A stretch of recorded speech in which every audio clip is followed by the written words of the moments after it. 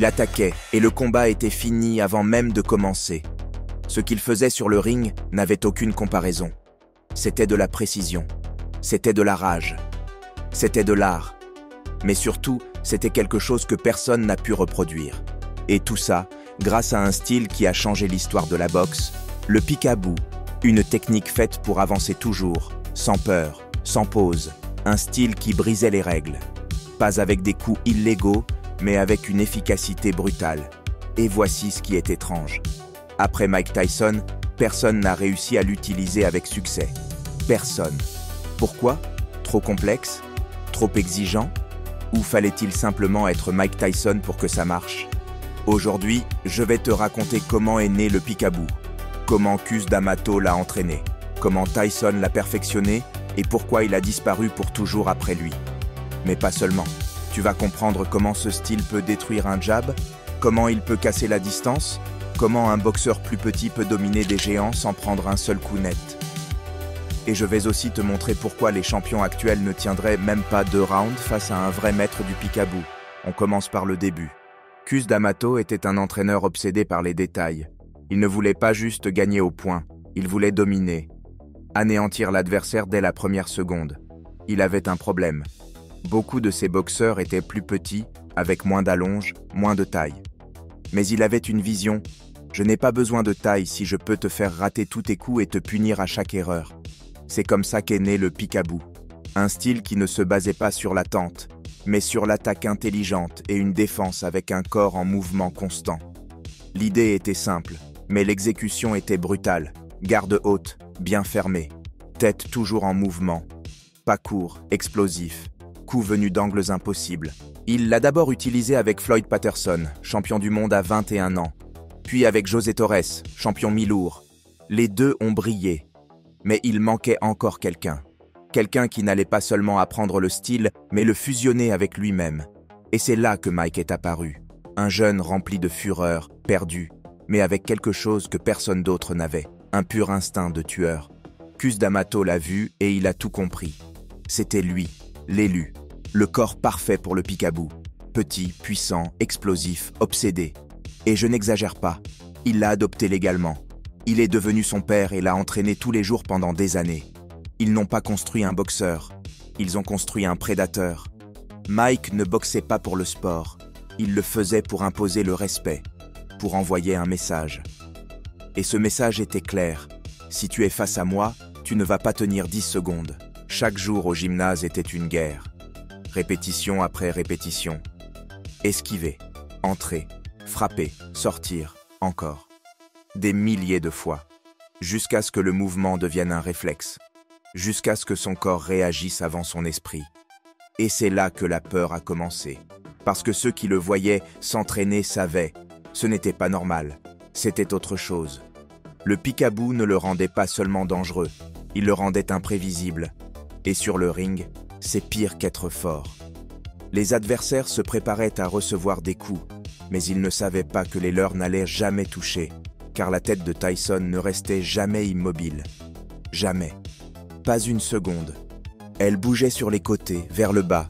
Il pliait les genoux, brisait les angles. Et tout ça en avançant. Oui, Mike Tyson te mangeait l'espace, centimètre par centimètre, jusqu'à ce que tu te retrouves contre les cordes et qu'il n'y ait plus de sortie. Et quand il arrivait, aucune défense ne résistait à ses coups.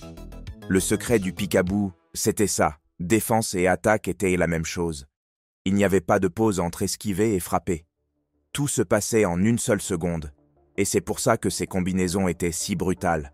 Le crochet au corps et juste après, celui à la mâchoire. Tout depuis le bas, avec puissance, avec rage. Depuis des angles que personne ne savait gérer. Et maintenant, voici le plus important. Ce n'était pas juste physique, c'était mental. Mike arrivait le visage fermé, sans musique, sans sourire, juste un short noir, des gants et la faim, rien d'autre. Et ça intimidait déjà avant le premier coup. Cus le savait. La boxe, c'est 75% de psychologie. Et il a entraîné Mike pour ça, pour dominer l'adversaire avant même de le toucher, pour le détruire du regard, par son attitude, par sa simple présence. Et ça marchait. Beaucoup de ses combats étaient déjà gagnés en montant sur le ring. Il le voyait s'approcher, accroupi, les gants levés, et la peur commençait à ronger l'adversaire de l'intérieur. Mais personne ne reste au sommet pour toujours. Et ce style si parfait avait un point faible, un seul, et il était invisible. Le point faible n'était pas technique, ni physique, il était émotionnel. Quand Cus D'Amato est mort, tout a changé. Mike a perdu plus qu'un entraîneur. Il a perdu un père, un guide, la seule personne qui savait comment contrôler le feu qu'il avait en lui. Et même s'il a continué à gagner, quelque chose s'est brisé. Les mouvements étaient toujours là. La puissance, la technique. Mais ce n'était plus pareil. La concentration s'est dispersée. La discipline s'est effondrée peu à peu. Le peekaboo était un style qui exigeait une obsession totale. On ne pouvait pas l'improviser. On ne pouvait pas le maintenir sans un contrôle absolu. Et Mike a commencé à perdre ce contrôle. Les fêtes, la célébrité, l'argent, le chaos personnel. Tout a commencé à dévorer le guerrier. Et avec ça, le style a commencé à disparaître. Il y avait moins de mouvements de tête, moins de précision chirurgicale. Il est devenu plus frontal, plus prévisible, plus facile à toucher. Mais il restait dangereux. Parce que même à moitié, il restait Mike Tyson. Mais le temps ne pardonne pas. Et quand en 1990, il perd contre Buster Douglas, le monde voit l'impossible, Tyson à terre, vaincu. Et là, le peekaboo reçoit son premier coup mortel. Il n'était plus invincible, il n'était plus indomptable. Ensuite est venu tout le reste, les scandales, la prison, les années perdues. Quand il est revenu, il avait encore de la puissance. Mais ce n'était plus le même. Les réflexes, la défense, la précision. Tout avait perdu de son tranchant. Le peekaboo exige la perfection. Et sans elle, ce n'est plus qu'une ombre de ce qu'il fut. Après son retour, Tyson ne bougeait plus de la même manière. Il avait encore de la puissance. Il faisait encore peur. Mais le peekaboo, ce système parfait, n'était plus là. Sans Cus D'Amato, personne pour le corriger. Personne pour l'exiger. Et ce style, sans exigence, s'éteint. Contre Holyfield, en 1996, c'est devenu évident. La défense n'était plus hermétique, le mouvement de buste lent, les combinaisons prévisibles, et la frustration grandissait. Dans la revanche, Tyson perd la tête et mord l'oreille. Il ne perdait pas seulement le combat, il perdait le contrôle. Il perdait son héritage. Puis est venu Lennox Lewis, en 2002. Et là, tout s'est terminé. Le peekaboo, ce style conçu pour dominer, n'existait plus en lui. Mais le plus étrange, c'est ceci. Personne ne l'a hérité, personne ne l'a reproduit. Et tu sais pourquoi ? Parce que ce style n'était pas juste une technique. C'était une discipline, un mental, une idéologie. Le peekaboo n'était pas pour n'importe qui. C'était pour des obsessionnels, des perfectionnistes, des fous sous contrôle. Et après Cus, peu ont vraiment compris comment l'entraîner. Teddy Atlas, Kevin Rooney, certains savaient. Mais avec le temps, le savoir s'est perdu. Et dans l'ère moderne, presque aucun entraîneur ne sait vraiment l'enseigner. Aujourd'hui, les poids lourds sont différents, plus grands, plus longs, plus lents. Ils boxent à distance. Avec le jab, avec du contrôle, avec stratégie. Le peekaboo va à l'encontre de tout ça.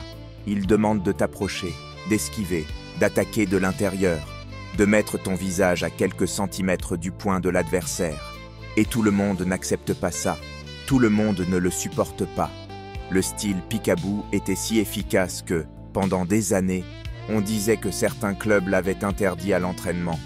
Ils disaient que c'était trop dur, trop extrême, qu'il laissait les boxeurs plus amochés à l'entraînement qu'en combat réel. Et ce n'est pas une blague. Beaucoup ont essayé et ont fini blessés, avec la nuque gonflée, le dos en morceaux. Parce que ce n'est pas juste bouger vite. C'est le faire tout le temps, pendant 12 rounds. Esquiver, se baisser, entrer, sortir, attaquer sans cesse. Et ça détruit les corps. Et ça use les cerveaux. C'est pour ça que personne n'a pu copier Mike Tyson. Ce n'était pas juste du talent. C'était une tolérance à la douleur physique et mentale qui ne s'apprend pas. On est avec ça. Et les rares qui ont tenté de reprendre ce style se sont brûlés. David Tua, Sammy Peter, même Timothy Bradley chez les poids légers. Tous ont montré des morceaux du peekaboo, mais aucun ne l'a porté au niveau Tyson. Aucun. Et ça, tous ceux qui boxent aujourd'hui le savent. Personne ne veut entrer dans cet enfer. Parce que si tu veux appliquer le vrai Peekaboo, tu dois être une bête. Et être une bête tous les jours, pas seulement les samedis de combat. Beaucoup pensent qu'ils peuvent le faire. Puis ils abandonnent, parce que la technique ne pardonne pas. Et le système te fait payer chaque erreur. Et si tu es encore là, je veux savoir ce que tu en penses. Alors pause une seconde, clique sur like et commente. Tu crois qu'il existe quelqu'un aujourd'hui capable de dominer le vrai Peekaboo? Parce que moi, c'est clair, non.